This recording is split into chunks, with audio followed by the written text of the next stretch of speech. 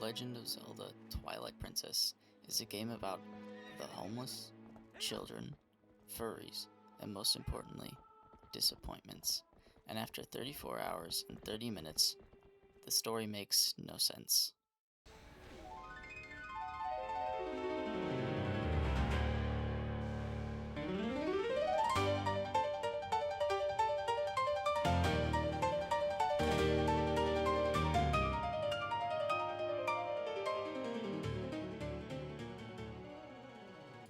We started off by teaching the local homeless to fish. After that, we headed back home to get rest because the day was long. We were woken up by possibly the worst farmer in existence, who screams our name to get our attention. He then asks us to do extra work due to his inability. We did some menial chores around the village, and then while showing off to some kids, one of them ran into the forest chasing a monkey and got kidnapped. The game claimed we have to go save them to progress, so begrudgingly, we followed them.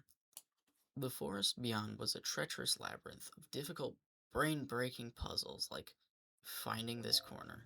Eventually, we caught up with Talo, who was trapped with the monkey by a couple of forest thugs.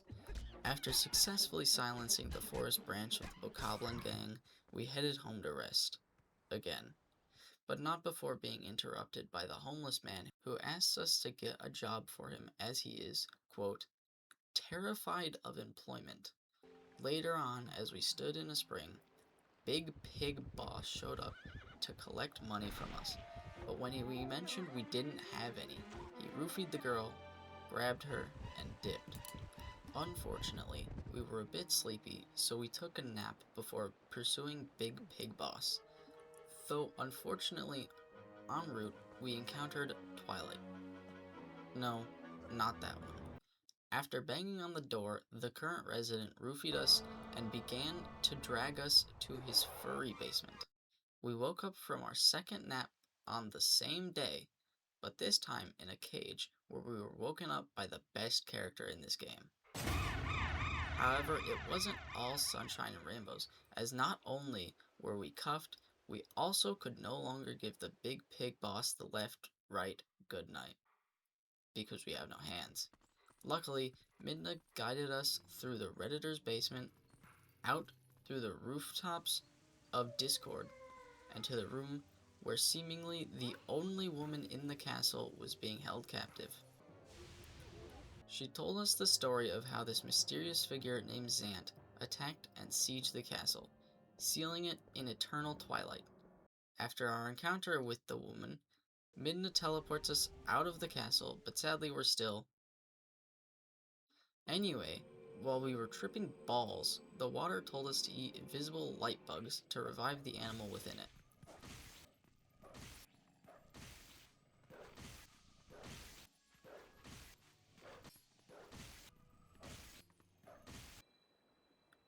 One acid trip later, Monkey. and we were off into the forest temple. Pretty simple, a few bombs, couple spiders, and freeing monkeys so we could make them work for us. We blew up a big plant and toppled the king of monkeys before stealing the forest's prized boomerang, and finished up by blowing up an even bigger plant with the help of the newly reformed Monkey King. With that, we finished the forest temple, found this thing called a fused shadow, and skedaddled. Water Monkey infiltrated our mind, telling us to seek out his waterkin over in Kakariko Village. When we got there, we found the twilight funk enveloping the village and areas surrounding it. We quickly caught the light bugs, burned a house, and turned the water back into a bird. The people of Kakariko Village had been experiencing trouble with the local Goron tribe being no longer willing to communicate with, interact with, or let humans into their territory by Death Mountain. However, the villagers needed something from the Gorons. As such, they needed a warrior who could coerce the Gorons through strength. So, hearing of their struggles, we ran straight out there back to Ordon Village. However, the Ordon Village chief hates cowards, so he forced us into wrestling lessons and gave me some heavy shoes, then sent us on our way back to Kakariko Village. On arrival, we saw Big Pig Boss kidnapping a child and leading us to Hyrule Field, where he challenged us to a horse fight. After some Beyblading, he challenged us to some light jousting on a stone bridge. We retrieve the child and bring him back to Kakariko Village, where the village chief watched over the kid while he sent us to Death Mountain to mend their Goron relations. We fought our way through the Gorons until finally we met one of the Goron elders who challenged us to a wrestling match, but he was no match for our heavy shoes. Now that we had proven our strength to the Goron elder, he told us their patriarch had been manipulated and trapped inside the fire temple. Naturally, we pushed on into the fire temple. After a few of the slowest yet easiest puzzles ever invented, we freed the Goron patriarch, took the Fuse Shadow, and headed back to Kakariko Village.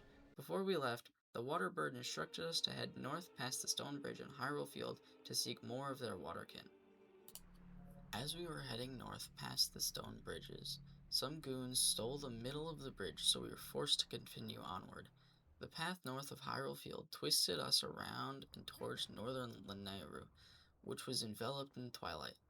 After entering the bubble, we tracked the horse girl sent to a bar in the southeastern corner of Castletown, where she was tending to a Zoro child. However, as it was twilight, we couldn't do anything until we caught some bugs. We found ourselves heading south towards Lake Hylia, where we found that there had been problems with the flow of water, so we beat a bird thing into submission and forced it to fly us upstream towards Zora's domain, then walked the rest, discovering the entirety of Zora's domain frozen. Luckily, Midna had the idea to bring the hot rock of heat over to melt the ice. Afterwards, heading back to Lake Hylia, we found not some bugs, but one very gross bug that we swiftly disassembled, sunk, and used its stuff to revive the water worm. Later, when we re-entered Zora's domain, we found that the Queen of Zoras had been assassinated by Zant, and the Zora Prince had fled to Castletown. We headed back over to the bar in Castletown. We met the bar owner who was looking after the horse girl who was looking after the Zora Prince. We quickly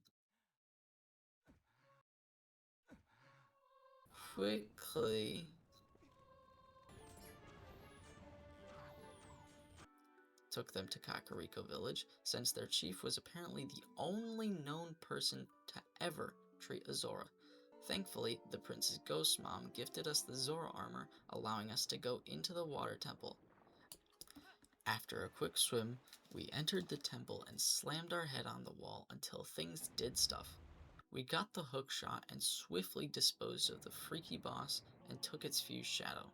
Right outside the dungeon, we visited the water worm, but we had a visitor, Plot, who took the fused shadow, tried to kill Midna, and permanently shadow-fied us. Thankfully, with the help of a cat, we were able to make our way into Hyrule Castle to meet Zelda again. However, upon seeing us, she killed herself. But at least Midna woke up, and we had a premonition of the Master Sword. We got the Master Sword, which turned us back into a human, then went back to the bar. We spoke to a guy who told us to go speak to a guy. When we found him, he gave us a piece of paper and told us to talk to a cannon guy. After getting blasted into the Gerudo Desert, we made our way over towards the only building there, a prison. Luckily, in Australia, the wildlife helped us destroy local property and enter the dungeon. We rammed our way through all the dead people, fought a death god, got a Beyblade, and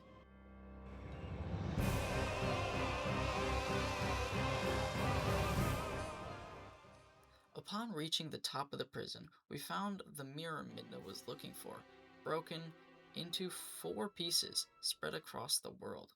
Then some light dudes with floating faces told us that Canon Dwarf is the super bad, and they sealed him in the mirror world. Naturally, we returned to the bar to talk to a guy who told us to go talk to this girl. Then, while walking past some Zora, we heard a hint about a stinky fish. Then, we ran back to Kakariko Village to talk to the Zora Prince, who knows how to catch stink fish. Luckily, he gave us his heirloom. By catching a stinky fish, we were able to go meet Yeto the Yeti, who taught us to snowboard and brought us to his mansion, where we met his wife, Yetta. After fetching a few ingredients and helping Yeto make stew, Yetta showed us to the room with a chunk of the mirror. Unfortunately, Yetta got high on reflectivity and started tripping, but we swiftly smacked some sense into her, and Yeto arrived and took her back to have stew. Straight afterwards, we headed back to the grove where we got the Master Sword and turned back the clock to the Temple of Time. The dungeon was just spiders.